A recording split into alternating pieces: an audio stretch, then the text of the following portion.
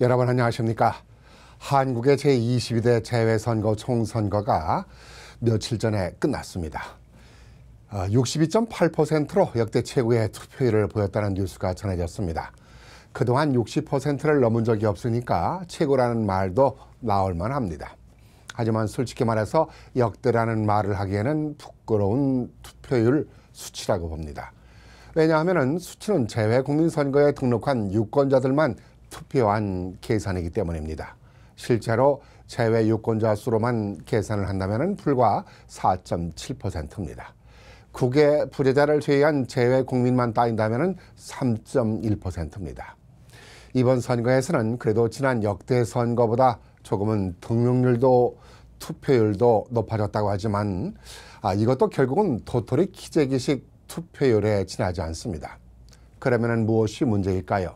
재외선거 유권자들의 관심이 부족한 겁니다. 관심이 부족하다는 이유는 한국 정치와 동포사회가 직면하고 있는 정책들이 현실적으로 피부에 와 닿지 않기 때문입니다. 또 하나는 광범위한 지역에서 실시되고 있는 현장 투표가 문제인 것입니다. 거리상으로는 투표장까지 가는데 어려움이 많습니다. 이런 얘기가 투표 때만 되면 반복되는 얘기입니다. 재외국민선거가 시작된 지도 벌써 10여 년이 넘었고 6번이라는 재외국민선거를 치러왔습니다만 정부라든가 정치권이 무관심했기에 오는 문제이기도 합니다. 투표는 어떤 경우든 많은 유권자들이 참정권을 누릴 수 있도록 해야 합니다. 그러기 위해서는 정부는 유권자들의 편리성을 최우선으로 제공을 해야 합니다. 한국에서 사전투표를 실시하고 있는 이유도 바로 이런 이유입니다. 투표에 참여하도록 편리성을 제공하는 일입니다. 그런데 재외국민 선거는 수백 마일에서 1000마일이 넘는 지역에서 차를 타고 비행기를 타고까지 와야 하는 어려움이 있습니다. 이런데도 재외국민들에 대한 편리성에 대해서 외면을 하고 있는 겁니다.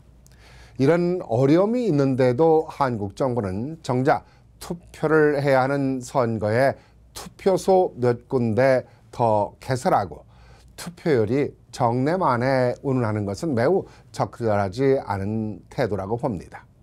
아무튼 재외국민 선거가 성공을 거두기 위해서 성공을 위한 바람이라면 어떠한 경우든 우편 투표가 실시되어야 한다는 것입니다.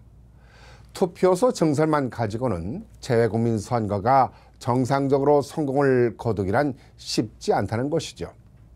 고국에서는 연동형이니 뭐니 하면서 비례대표 당까지 우후죽순으로 만들어지고 있는 상황에 해외 동포들에게도 비례대표에 대한 제도, 그러니까 비례대표 제도에 대한 문제도 깊이 숙고해야 할 것이라고 봅니다. 그래야 해외 동포 정책을 대변할 수 있다는 생각에 투표에 관심을 더 가질 수 있을 것입니다. 다음 대선이라든가 총선에는 동포들의 편의 제도가 개선되기를 바랍니다. 부정선거의 위험성 때문에 우편 투표에 대해서 망설인다는 말이 있는데 무서워서 장을 못 담근다는 식이 되어서는 안 될 것입니다.